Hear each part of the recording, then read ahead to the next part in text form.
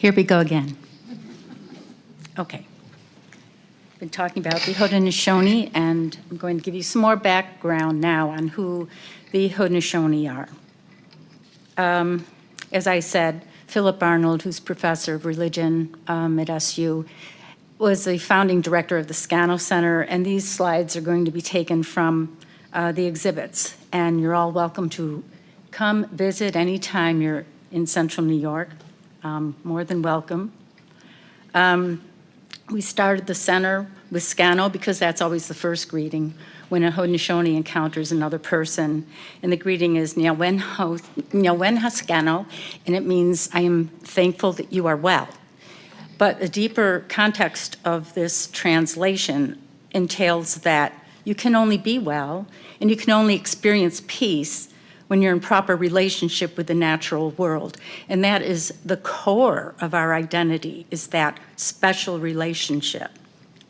The next, the next station is on the Thanksgiving address. This is a recitation that occurs every single time the Confederacy convenes or council convenes or people gather. They give this address, and it's an acknowledgement to the natural world, and it's addressed to the people, Mother Earth, water, fish, plants, food, medicine, herbs, winds, thunderers, sun, God, Mother Moon, the stars, the Enlightenment teachers, our spirit protectors, creator, everything. And it's used as a way to build consensus because we do not vote. This tradition of peacemaking never voted. It was this process of peacemaking and consensus building, and it's recited every day, and it's part of ceremonies. And as I'd said earlier, we do not pray. All the ceremonies are based around gratitude to the natural world. We move on to the creation story. It's quite different, our founding story. Sky Woman was pregnant with child, and she uprooted the celestial tree out of curiosity, basically fell through into the void of space.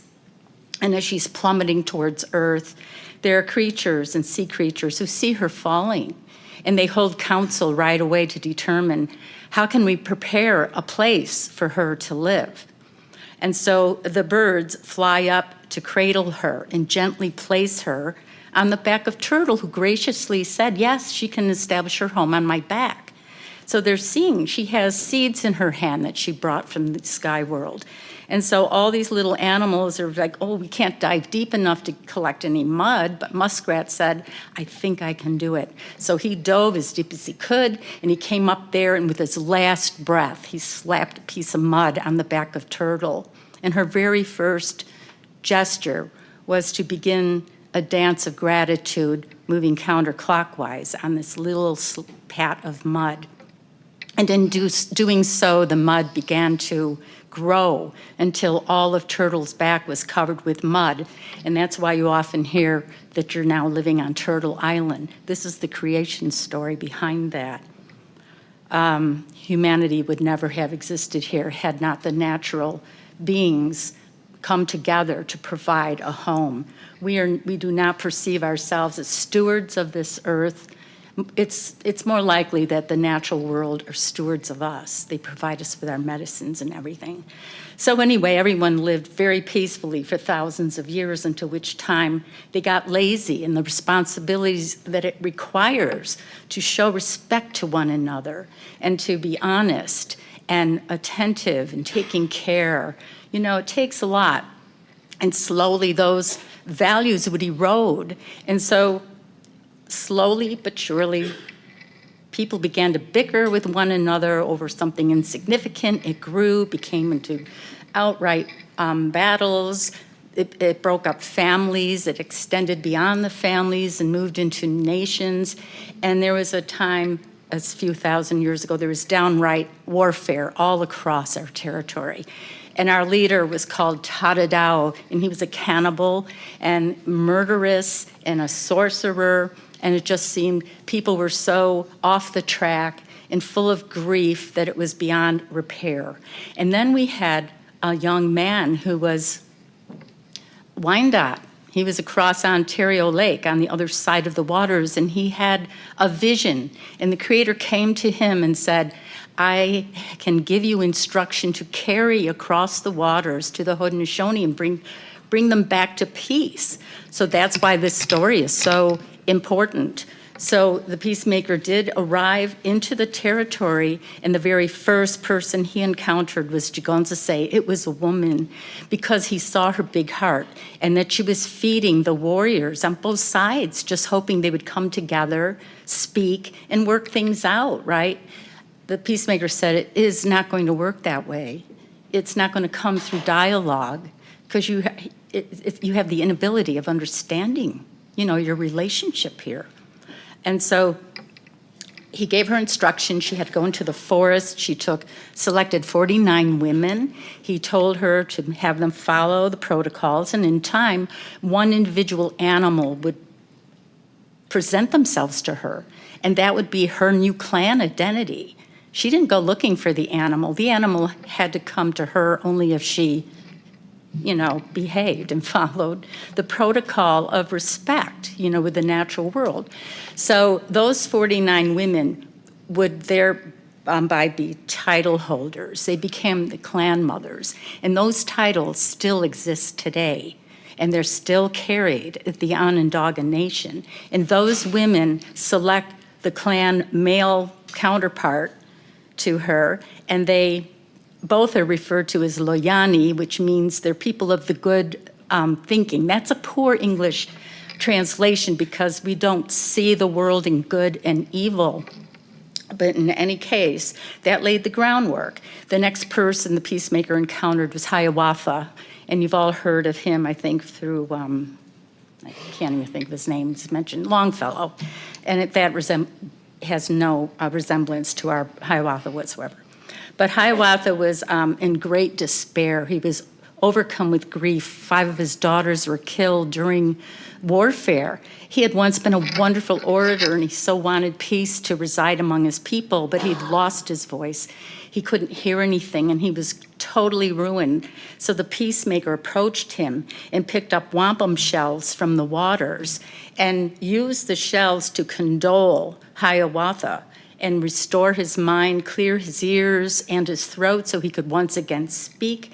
And together, they all joined the peacemaker, and they said, we have to now unite all the 5 nations in accepting this peace, which is rooted around your relationship with the natural world. And so they did so. Everybody bound together, and it was going to be the only way they could turn the head of the most evil person living, and that was Tadadao.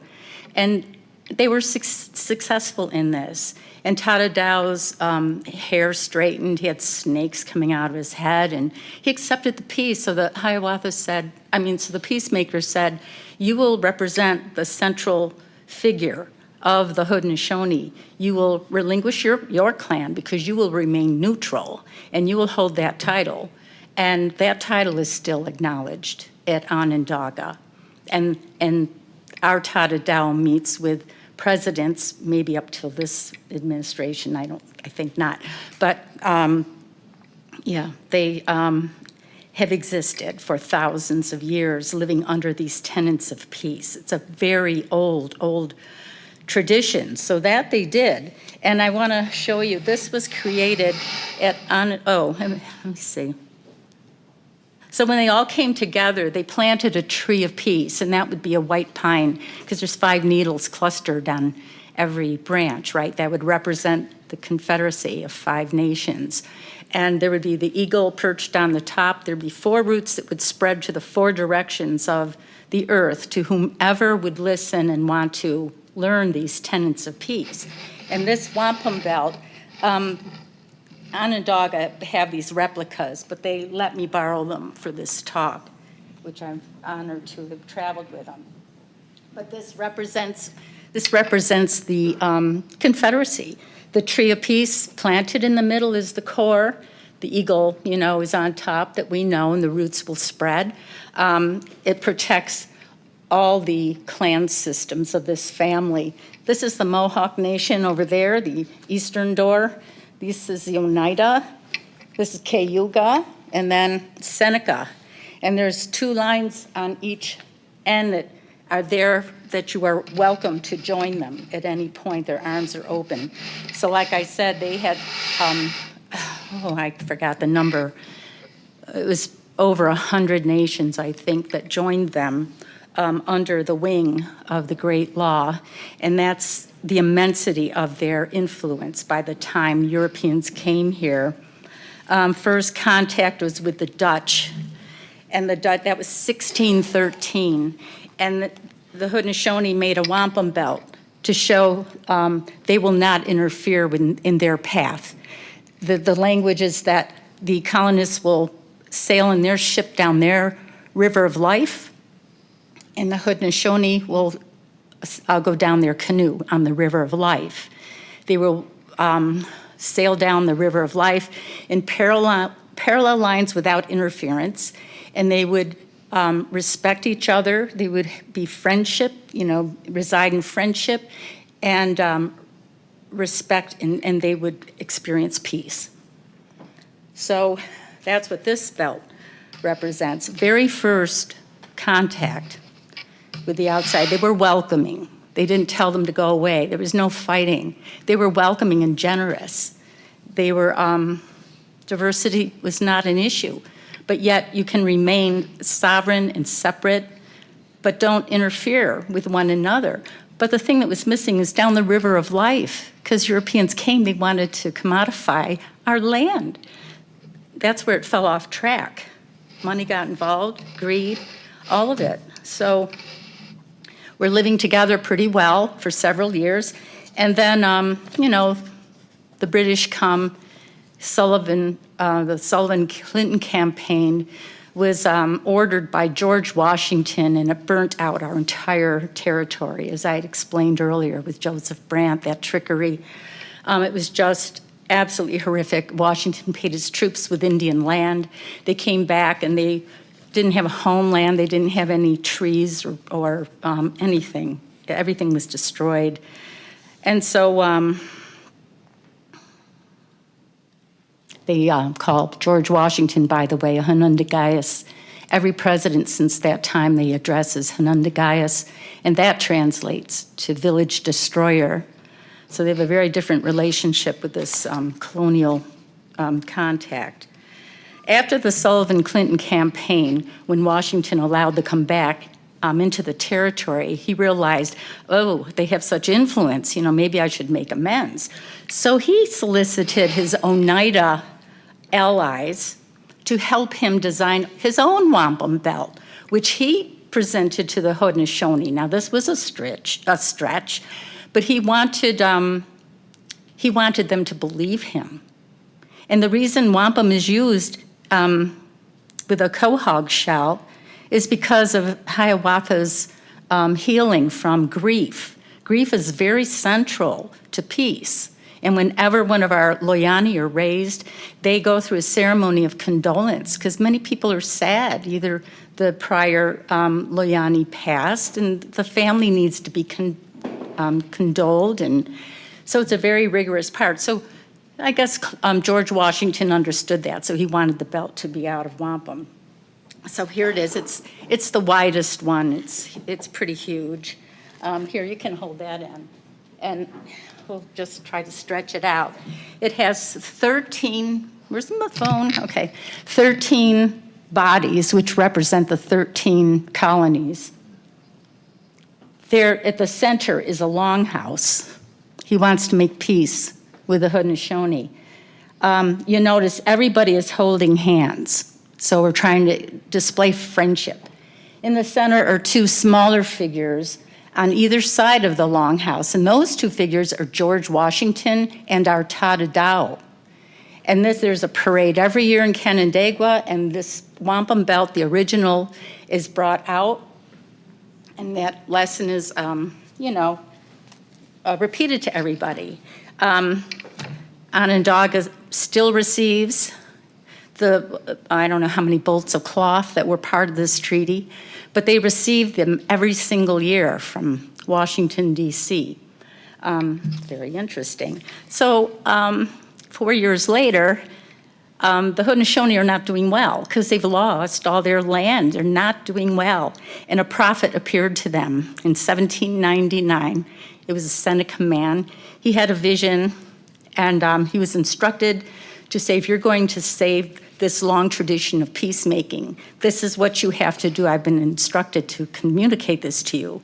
One was to stay away from the Black Book, the Bible. The second one, stay away from alcohol, and then stay away from gambling. So Onondaga has no casino. They're one of the poorest nations in the country, but strongest and richest, in my opinion. And they don't collect any money from the United States outside of this treaty, and they're quite remarkable. This is the people. Because of Handsome Lake, the Haudenosaunee retain their pre-colonial clan system of representational government that is the core and fire of the peacemaking that they have practiced for thousands of years. And this is who the women's rights suffragists met, and they were talking to the women. They were so inspired, by their freedom. They've been taught it's the natural state for women to be subservient to men. After all, she's been made from the rib of a man. And so when women from Europe came over here and they saw how strong Haudenosaunee women were, and they could choose leadership, and they set ceremonies, they named the children, they were comfortable, they wore comfortable clothing, and here these poor women are in corsets and tight boots. Anyway, they needed to rebel. And this is, in Seneca territory where the Mormon church was founded, right? So this stuff is all going on. Then you got the Erie Canal. I won't even go into that. But anyway, one of the suffragists, Matilda Jocelyn Gage, was written out of that historical account of the Haudenosaunee influencing the women's rights movement. She was the most prolific of them all, and she wrote the bulk of the history of women's suffrage. And she wrote about the Haudenosaunee influence. And the famous book she wrote at that time was called Women, Church, and State. And the problem was she criticized the church because she'd been talking to the Onondaga. She was written out of the history, although her name is still on that book. She's been, resurrected, I guess, over the last several decades. Even Ken Burns mentioned her in the women's suffrage film he did.